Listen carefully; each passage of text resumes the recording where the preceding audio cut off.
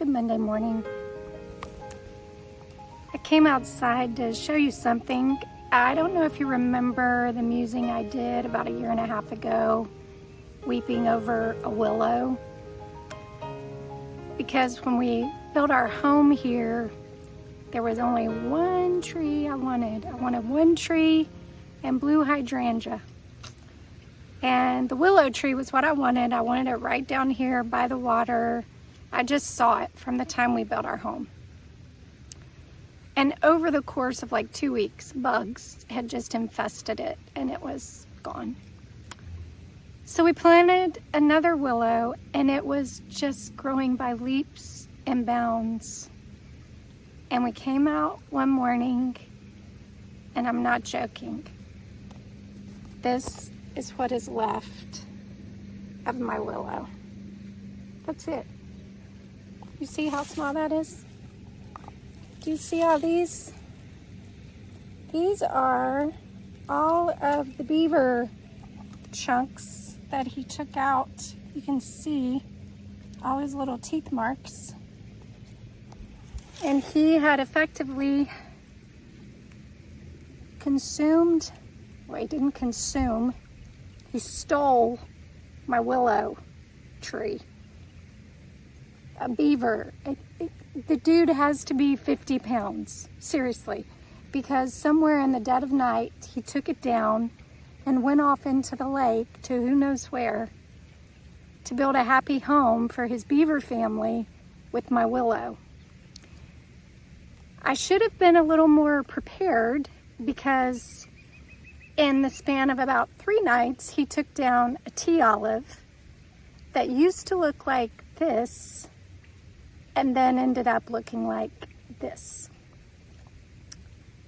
So the thing about it is we had the willow protected, we thought, from beavers because we have a lot of our trees encased with beaver, what's the word I'm looking for? Deterrent, prevention. No, it doesn't work. It didn't work. The dude somehow wiggled his little fat body up under there and got the tree and was able to get it out over even the wire. It was wire. It wasn't even netting. It wasn't even like my hydrangea netting. It was wire. So interestingly, there's been quite a few things around our house that have felt destructive.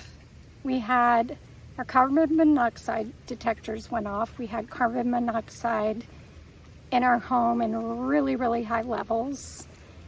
Philly and Gracie were home. I came home to it. And then we had, one day I was sitting in my kitchen working and heard this sound at my stove and couldn't find anything, went back to work. And then I started smelling smoke and the griddle on our stove had come on automatically with nothing being turned on the stove. So thankfully I was home, able to turn off the breaker. And if I hadn't been home, I don't know what would have happened.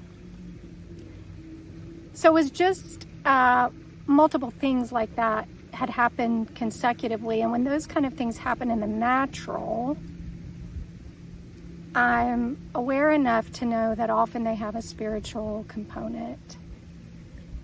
So it makes me start paying attention, Lord, what do I need to do in the spiritual to make sure we're extra protected? What are the things I need to do? One of the very first things I do in moments like that is look for any area of access I could be giving the enemy. Have I quit praying like I should, gotten a little complacent? Have I, do I have anything unresolved with anybody that I need to pay attention to? Is there any area of my life that I could give the enemy a crack? And Philly and I are really diligent about consecrating our home, consecrating all that God's entrusted to us, our cars, our property, every week. But sometimes you have to pay attention in a deeper way when you sense that the devourer is on the prey. And the thing that I've learned is that Scripture describes Satan as a roaring lion seeking whom he may devour. And that seeking of something to devour doesn't stop from now until he's bound in the millennial and eventually destroyed and cast into the lake of fire when God brings heaven down.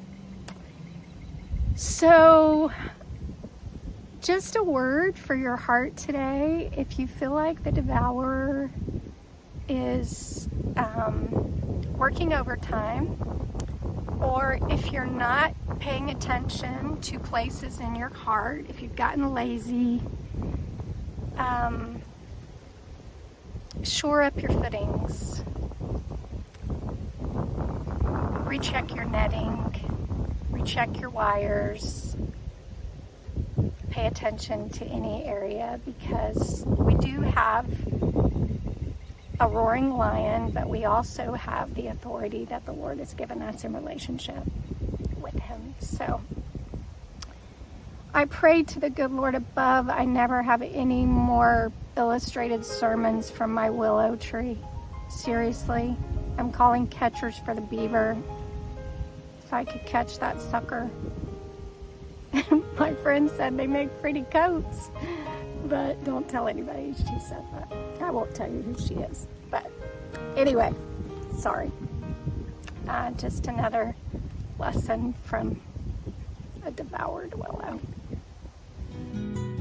If your heart was encouraged today, please know that we have many other resources available for you. You can discover all of those at reclaiminghearts.org.